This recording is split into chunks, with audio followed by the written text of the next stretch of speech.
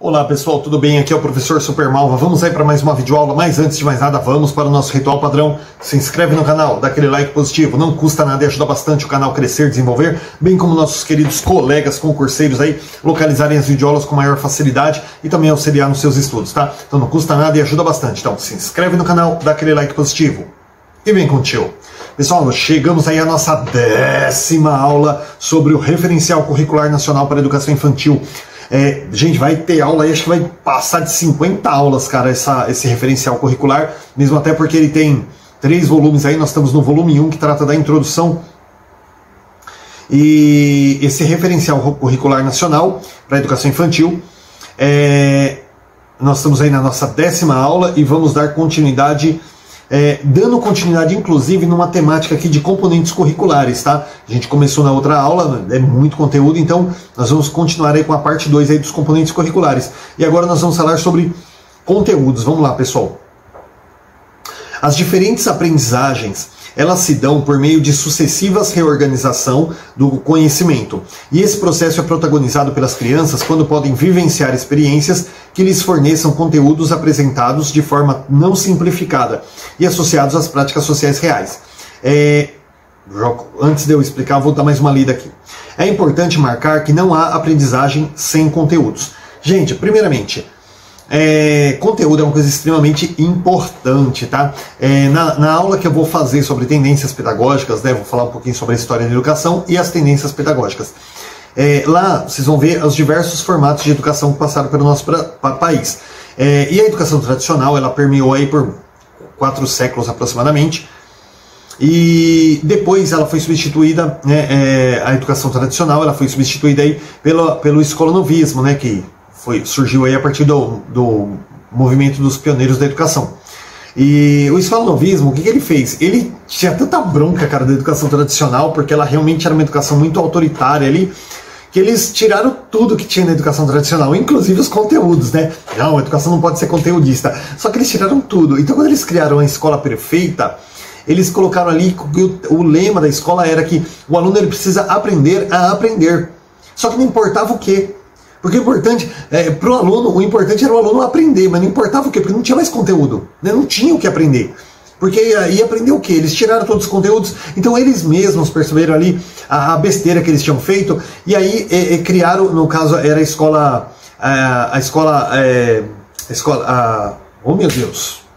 renovada diretiva, né, que era progressivista, a escola renovada diretiva. Então eles tiveram que criar a escola renovada não diretiva, ou seja, eles reformularam o próprio sistema educacional deles porque eles perceberam que eles tinham feito besteira. Então eles voltaram aos conteúdos, mas não voltaram àqueles conteúdos tradicionais, né? Eles criaram um novo conteúdo ali. Gente, isso aqui não é assunto para essa aula.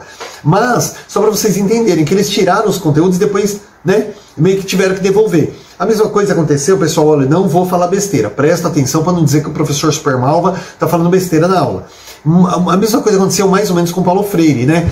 Que ele quis tanto lutar por uma educação emancipadora, uma educação libertadora, né, que libertasse o aluno, que permitisse que o aluno se expressasse, tudo. Gente, só que virou mais ou menos ali, grosseiramente falando, mesmo que o escolanovismo, né? Ele acabou eliminando os conteúdos de certa forma. E o José Carlos Libani ali foi lá e trouxe de novo ali os conteúdos, falou, não, pelo amor de Deus, o conteúdo é importante. Nós temos que trabalhar o conteúdo, tanto que depois do Paulo Freire acabou vindo a escola, a pedagogia libertária e depois aí a sociocrítica, né? Acho que é sociocrítica, eu sempre esqueço o nomezinho. Mas vamos lá. Gente, então teve que trazer de volta os conteúdos, mas o conteúdo de outra forma, um conteúdo na forma de diálogo com o aluno, que o aluno seja o protagonista, tal, mas tem que ter o conteúdo, tá bom? Então, gente, conteúdo é importante, senão que a gente se montar a escola perfeita se ela não tem o que ensinar na escola, tá? Então, conteúdo é de suma importância, tá bom, gente? Então, quando eu falei assim, pra você prestar atenção para não falar que eu tô falando besteira, que senão vai falar assim, mas Paulo Freire não tirou os conteúdos. Gente, ele praticamente eliminou isso, tá? Na sua pedagogia. Mas ninguém tá falando mal de Paulo Freire aqui, pelo amor de Deus. Tanto que esse livro que eu estou escrevendo sobre tendências pedagógicas tem o Paulo Freire na capa, tá? Dentre outras figuras ali, tem o Paulo Freire lá. Então, pelo amor de Deus, não estou falando mal do nosso patrono da educação. Pelo contrário. Só que assim, teve essa questão sim, bem parecida aí da eliminação dos conteúdos. E não pode, tá, gente? Se você não tem conteúdo para ensinar, você não tem o que ensinar. Tá bom? Então, vamos lá. aqui no primeiro parágrafo ele fala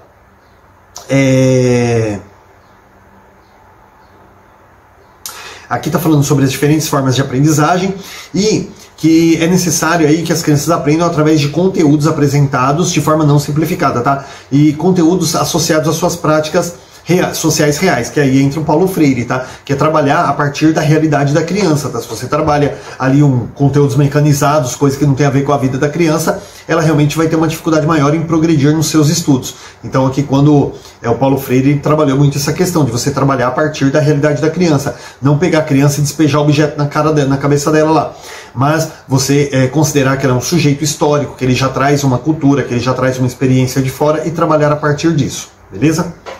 Então, pesquisas e produções teóricas realizadas principalmente durante a última década apontam a importância das aprendizagens específicas para os processos de desenvolvimento e socialização do ser humano, ressignificando o papel dos conteúdos nos processos de aprendizagem. Então, assim, os conteúdos aí no decorrer dos séculos, né, eles foram sofrendo modificações necessárias. Por quê? Porque o mundo ele evolui, o mundo se transforma, a realidade, a natureza, tudo se transforma. E a educação ela não pode ficar parada, ela tem que se transformar junto, tá? Então houve aí essa ressignificação do papel dos conteúdos aí no processo de ensino-aprendizagem. Principalmente quando a gente fala de ressignificar o papel, o conteúdo ele não vai ocupar mais a mesma posição que ele ocupava antes. O conteúdo era o foco da aprendizagem, né? E hoje a gente não vai trabalhar essa coisa conteudista, a gente vai trabalhar a qualidade.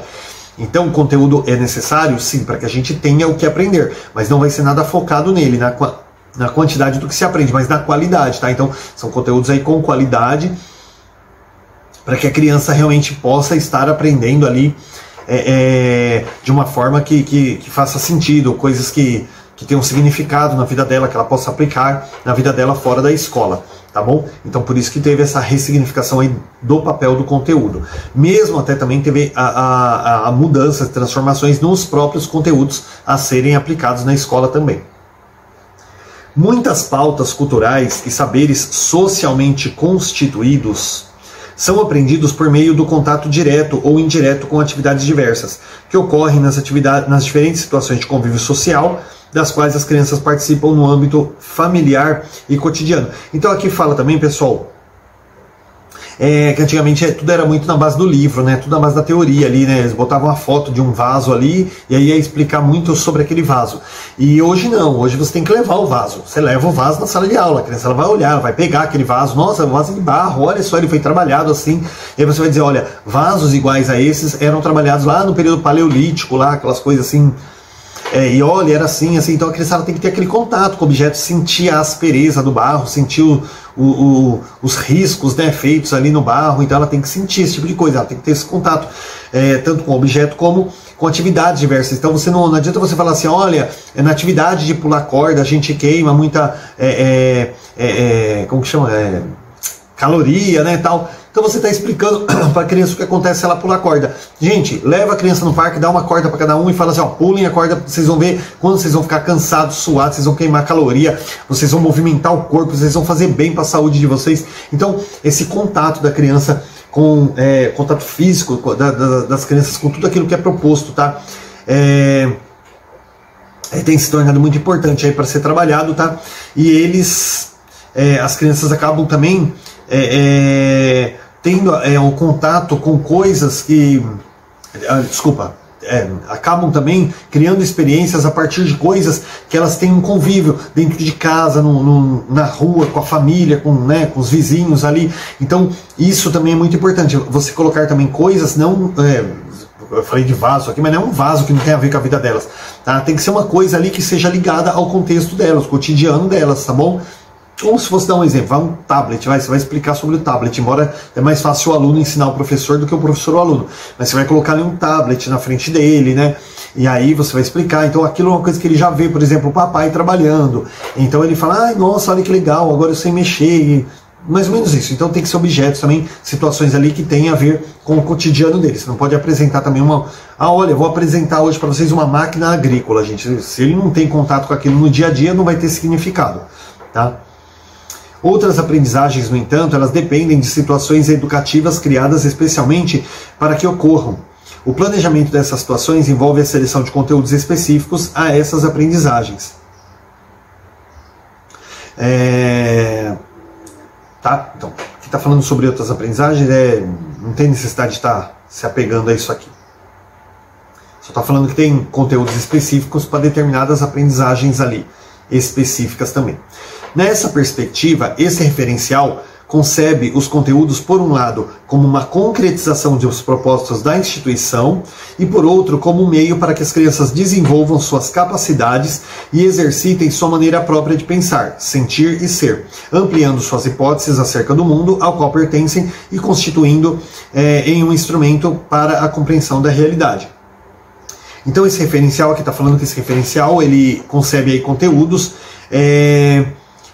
como, por exemplo, a concretização de propósitos da instituição, né? Ou seja, qual que é o propósito da instituição? É formar um cidadão crítico, um cidadão consciente, um cidadão que possa transformar a sua realidade, ou formar ali um cidadão apático ali que aceita tudo de mão beijada, né? Claro que a segunda opção ninguém vai escolher, né?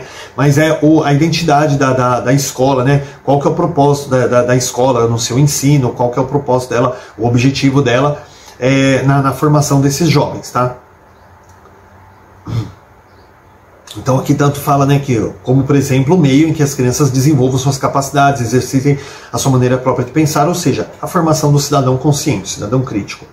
Os conteúdos, eles abrangem, para além de fatos, conceitos e princípios, eles abrangem também conhecimentos relacionados a procedimentos, atitudes, valores e normas, como objetos de aprendizagem. Pessoal, tive que fazer uma pausa aqui, eu vou ler de novo, porque eu meio que me perdi onde eu estava, tá? Você resolveu um outro problema aí, acabei fazendo uma pausa. Vamos lá. Os conteúdos, eles abrangem, para além de fatos, conceitos e princípios, também os conceitos relacionados a procedimentos, atitudes, valores, normas, com objetos de aprendizagem.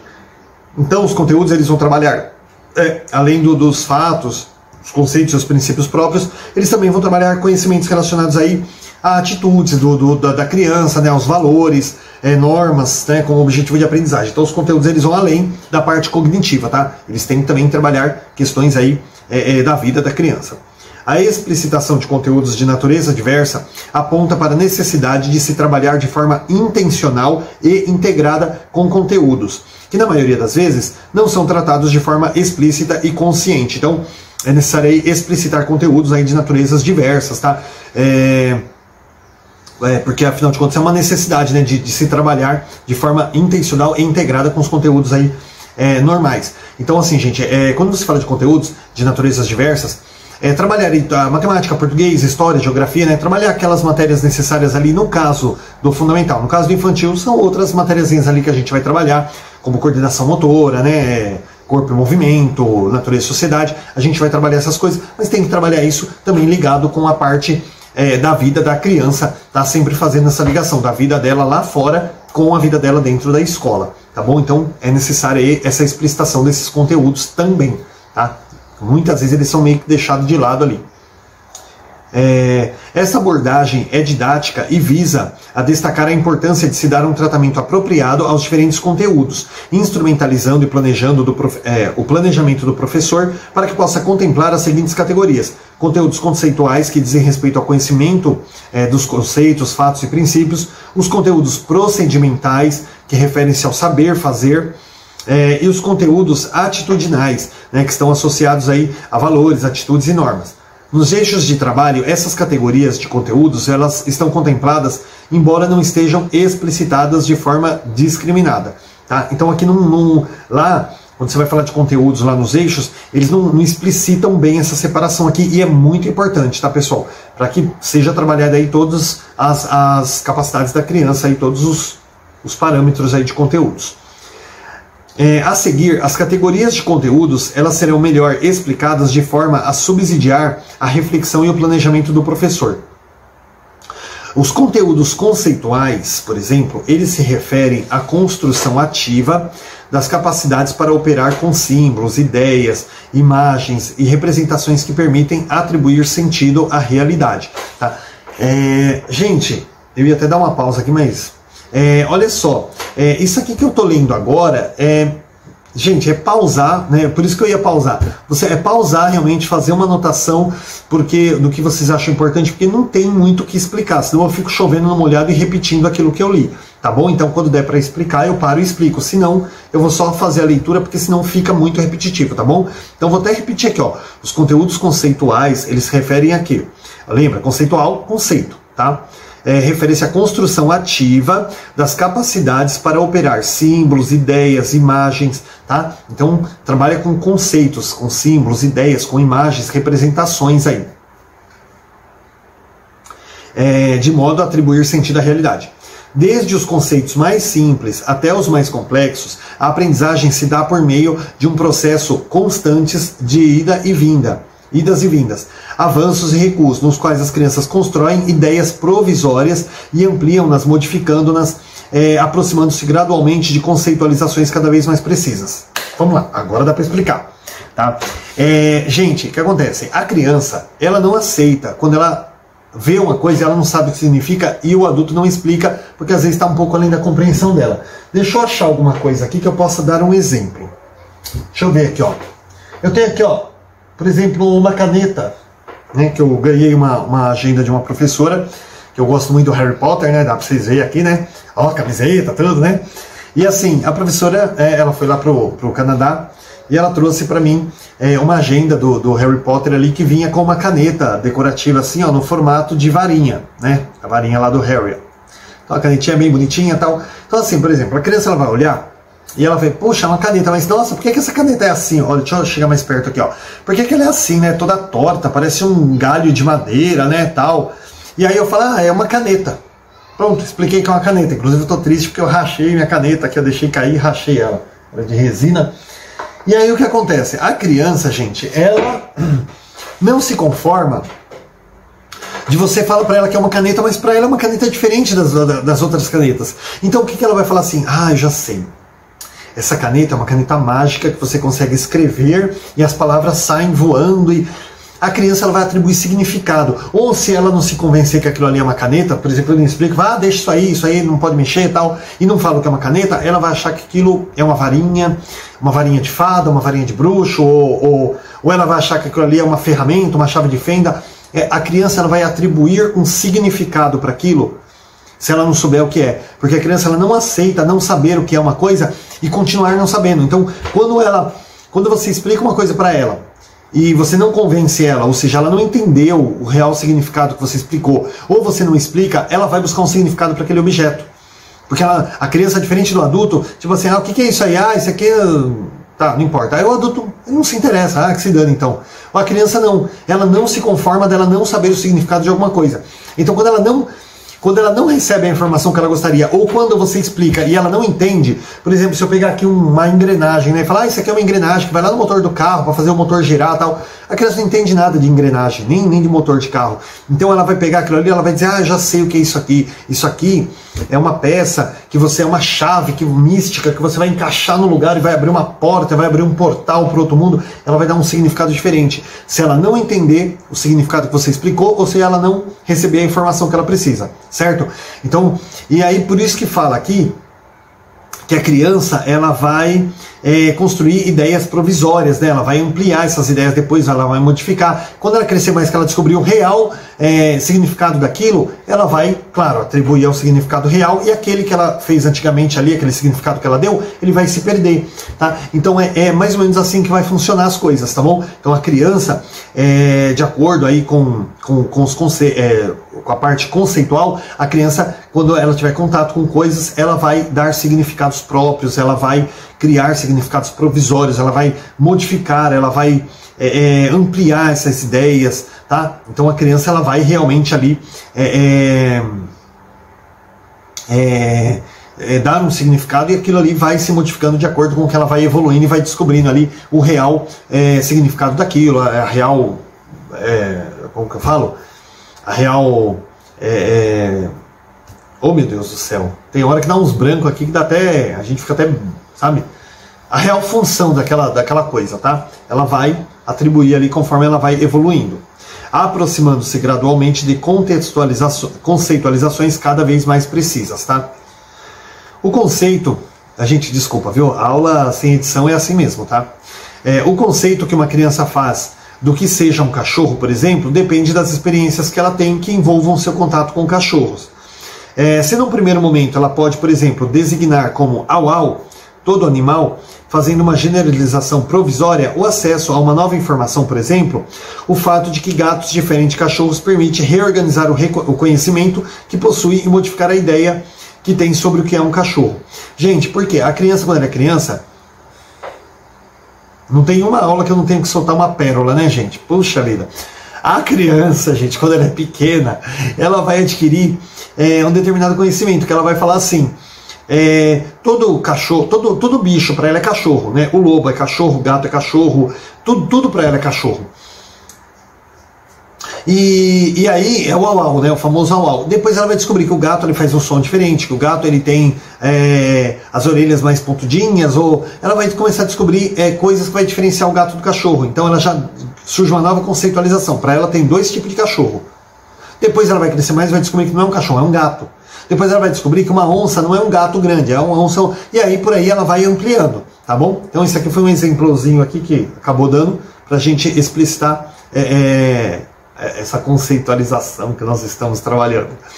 Essa conceitualização, ainda provisória, ela será suficiente por algum tempo, até o momento em que ela entrar em contato com um novo conhecimento.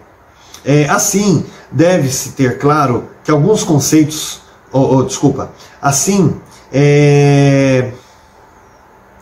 deve-se ter claro que alguns conteúdos conceituais são possíveis de serem apropriados pelas crianças durante o período da educação infantil. Tá? Então a criança ela vai criar ali uma conceitualização própria, né, de acordo com o conhecimento dela, e conforme ela vai evoluindo, ela vai modificando aquilo ali e dando novos significados. Tá? Então, alguns conteúdos conceituais eles podem sim ser apropriados pelas crianças durante o período da educação infantil, em que ela vai evoluindo, e ainda na educação infantil ela acaba chegando ao real significado daquele conteúdo. Tá? Outros não, né? E esses conteúdos que não são ali apropriado pela criança na educação infantil, eles necessitarão de mais tempo para que possam ser construídos, tá? Isso significa dizer que muitos conteúdos eles serão trabalhados com o objetivo apenas de promover aproximações a um determinado conhecimento, de colaborar para a elaboração de hipóteses e para a manifestação de formas originais de expressão. Então, assim, alguns conteúdos... mas se a criança não vai se apropriar na educação infantil, por que não deixa para passar isso no ensino fundamental? Porque alguns conteúdos vai servir para que estimule a criança a buscar significados. E ainda que ela não alcance essa compreensão, ela vai alcançar mais para frente. Mas é importante começar a trabalhar isso com ela, mesmo até porque tem muitas coisas que o professor não sabe o que a criança vai chegar ao real conceito e ao que ela não vai chegar. Tá? Então, assim, é importante, mesmo aqueles conteúdos que o professor sabe que a criança não vai alcançar o real significado ainda na educação infantil, é importante trabalhar para que ela tenha essa estimulação acerca da elaboração de conceitos. Os conteúdos procedimentais, eles se referem ao saber, ao saber fazer. A aprendizagem de procedimentos, ela está diretamente relacionada à possibilidade da criança construir instrumentos e estabelecer caminhos que lhes possibilitem a realização de suas ações. Então, os conteúdos procedimentais, pessoal, eles têm a ver com o saber fazer, ou seja, a criança não apenas realizar uma atividade, mas realizar aquela atividade de forma correta, tá? Aprendizagem de procedimentos, né? Ela está relacionada aí à possibilidade da criança construir instrumentos e estabelecer caminhos que lhe possibilitem a realização dessas ações. Então, longe de ser mecânica e destituída de sentido, a aprendizagem de procedimentos ela se constitui em um importante componente para o desenvolvimento das crianças, pois se relaciona a um percurso de tomada de decisões. Então, gente, a aprendizagem de procedimentos ela vai relacionar-se muito com esse percurso, né, de tomada de decisões, vai auxiliar a criança nessa tomada de decisões dela. Então ela está longe de ser mecânica e sem sentido, pelo contrário, ela tem muito sentido e ela é muito focada ali na realidade da criança. Desenvolver procedimentos significa apropriar-se de ferramentas da cultura humana necessárias para viver. No que se refere à educação infantil, saber manipular corretamente os objetos de uso cotidiano que existem à sua volta, por exemplo, é um procedimento fundamental, que corresponde às necessidades imediatas para a inserção no universo mais próximo. Então, por exemplo, pessoal, o uso de talheres para comer, o uso de um pente para pentear o cabelo, a escova de dentes, né? Isso aí são ferramentas aí de uso do seu cotidiano. E isso, gente, é um procedimento fundamental, porque corresponde às... desculpa, esqueci a palavra, gente, por isso que eu li aqui. Corresponde às necessidades imediatas da inserção dela ao universo, né? Então, assim, você não vai dar uma chave de fenda e ensinar para a criança que aquela chave tem um determinado parafuso que funciona, aí para outro parafuso vai ter que usar outra chave. Gente, isso não tem nada a ver com a criança. Coisas do cotidiano dela, uma escova de dente, um pente, como eu falei, né? Outra coisa que eu tinha mencionado aí também, que eu acabei esquecendo agora, né? Então, coisas do cotidiano, né? Coisas que a criança usa aí no seu dia a dia. São coisas aí que vai realmente facilitar para ela, para que ela possa realmente conseguir estar desenvolvendo esse conceito aí, tá bom? É o caso, por exemplo, de se vestir ou amarrar os sapatos, né? Eu falei da escova de dente, eu ia falar de amarrar os sapatos, falei, não vou falar, e no fim está escrito aqui. É o caso de vestir-se ou amarrar os sapatos, que constituem-se ações procedimentais importantes no processo de conquista da sua própria independência. Dispor-se a perguntar é uma atitude fundamental para o processo de aprendizagem, ou seja, tem que estimular a criança a perguntar quando ela tem dúvida. Da mesma forma, para que as crianças possam exercer a cooperação, a solidariedade e o respeito, por exemplo, é necessário que aprendam alguns procedimentos importantes relacionados às formas de colaborar com o grupo, de ajudar e pedir ajuda, tá? Então, essa questão... Aí, só um minutinho. Entrou uma poeira aqui na garganta. Então, assim, a criança, para ela começar a trabalhar com a cooperação, solidariedade, respeito com as demais crianças, né, é necessário que elas aprendam aí alguns procedimentos importantes relacionados a essas formas de colaboração, tá? Entre elas, ajudar também e pedir ajuda quando precisa. Deve-se ter em conta que a aprendizagem de procedimentos ela será muitas vezes trabalhada de forma articulada com conteúdos conceituais e atitudinais também, tá? A articulação está presente o tempo todo ali na educação. Os conteúdos atitudinais, eles tratam de valores das normas e das atitudes. Gente, eu não vou falar agora sobre os atitudinais, tá? Agora a gente vai falar aqui sobre essa questão atitudinal. E como a gente já está com 27 minutos, eu vou deixar isso aqui para a gente trabalhar na próxima aula, tá bom? Então, bons estudos, não esquece de se inscrever, dar aquela curtida, a gente se vê na próxima aula aí, porque, esse referencial vai render aula pra caramba, tá bom? Então se prepara aí, vamos nos preparar aí para o nosso concurso público aí, para que a gente possa estar todos juntos aí trabalhando também, tá bom? Então, bons estudos, até a próxima aula, pessoal!